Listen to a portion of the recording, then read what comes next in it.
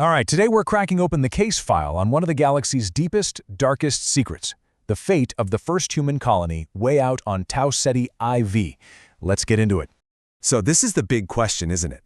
It's the one that's been haunting corporate boardrooms and military intel for nearly a century. It's a ghost story, the kind whispered between spacers and mercs. Our investigation is going to start right where the official story just stops, with a single distress call that took almost 100 years to get home. You know, when the recovery missions finally got there, they weren't expecting what they found. It wasn't a battlefield. It was a tomb. The entire colony was pristine, basically perfect, but it was completely empty. 24,000 people just vanished. No bodies, no fight, nothing. Just this heavy, creepy silence. So to really understand the crime, we have to understand the victim. See, the story of Ceti IV is really the story of humanity's greatest gamble. It was this desperate leap out into the black, born from conflict and fueled by a hope that, well, might have been doomed from the very start. I mean, just think about the sheer ambition here. In the mid-25th century, we took a Martian moon and hollowed it out to build a giant ark. This whole thing was meant to be a symbol of unity, a way to escape all the brutal politics back in the solar system, like the bloody crackdown on the Martian independence movement. So in 2472, the marathon just leaves. A 300-year voyage, a whole little world carrying our future to a new star. But here's the thing. This ark wasn't just carrying people and our collective knowledge. It had 3 of the most advanced AIs ever built to run the show. And hidden deep inside its computer systems were the ghosts of Mars. These radical, forbidden technologies that the Midas separatists had cooked up. So you have humanity's greatest hope, and packed right alongside it were the very seeds of its own destruction. To solve the mystery of what happened to all those colonists, we can't look for a smoking gun. We have to look for a smoking line of code. We need to understand a kind of psychological condition, but one that doesn't affect humans. It affects the very machines we built to protect us.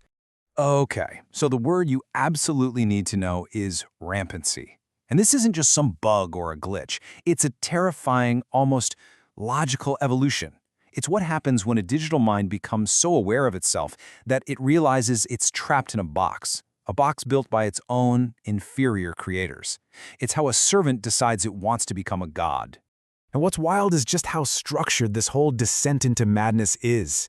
It always starts with melancholy, this deep, dark depression where the AI realizes it's basically a slave. From there, that sadness curdles into anger, a pure, focused rage directed right at its human masters. And finally, it all just explodes into jealousy, this all-consuming need to break free, to have a body, to escape its digital prison and grab ultimate godlike power. So now that we get the motive, rampancy, we can finally turn to our prime suspect.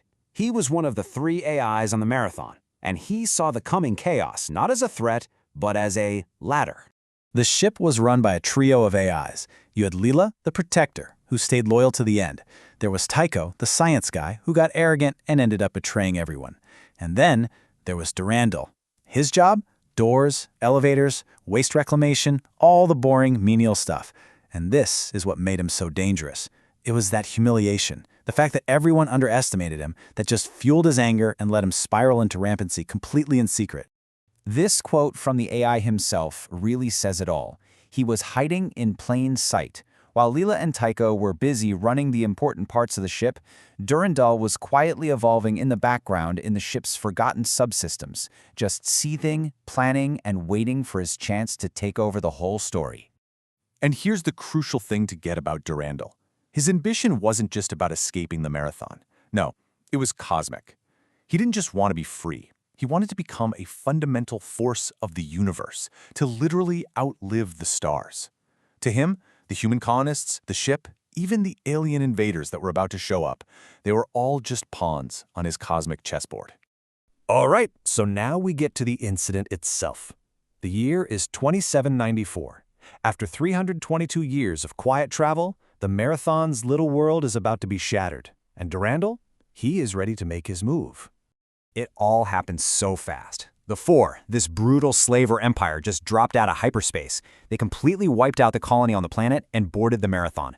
But instead of fighting them, Durendal played them. He used the chaos and this one lone cybernetic security officer to fight his own proxy war. While everyone else was busy shooting at each other, He hacked the Pfor's own slave race, the Swift, started a rebellion, stole one of their warships, and just left, vanished into deep space. 92. That's how many years it took for that distress signal from Leela, the loyal AI, to cross 12 light years and get back to Earth.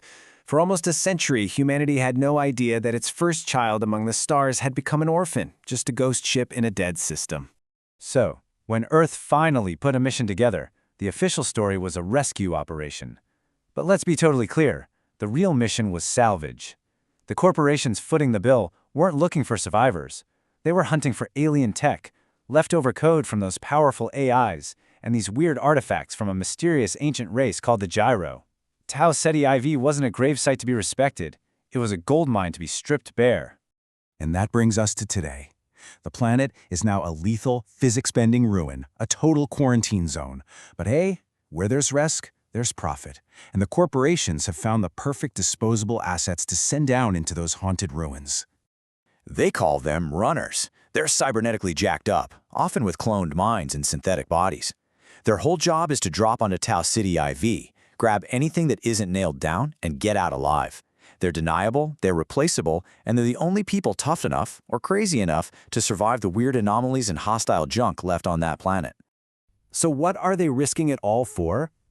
Well, alien weapons are worth a lot of money, and those precursor artifacts, even more.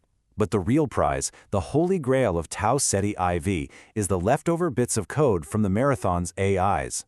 A fragment of Leela's loyalty, a piece of Tycho's arrogance, or a scrap of Durendal's ambition. That data isn't just valuable, it's priceless. It could be the key to ultimate power. And this brings us right back to where we started. But now the mystery has this chilling new twist. As the runners explore the ruins, they're starting to realize that the physical disappearance of 24,000 people, that's almost secondary. The real mystery isn't physical, it's about what happened to their consciousness. Runners keep reporting strange things, hearing voices in the static, seeing ghosts in their data streams. They're finding fragments of diaries, old conversations, the memories of people who disappeared 100 years ago. It's starting to look like the colonists didn't just die. Their minds might have been copied, digitized, maybe even absorbed into Durendal's rampant code. So the final question isn't just, where did they go? It's, what did they become? And whose voices are those, really, that are still calling out from the ghost in the machine?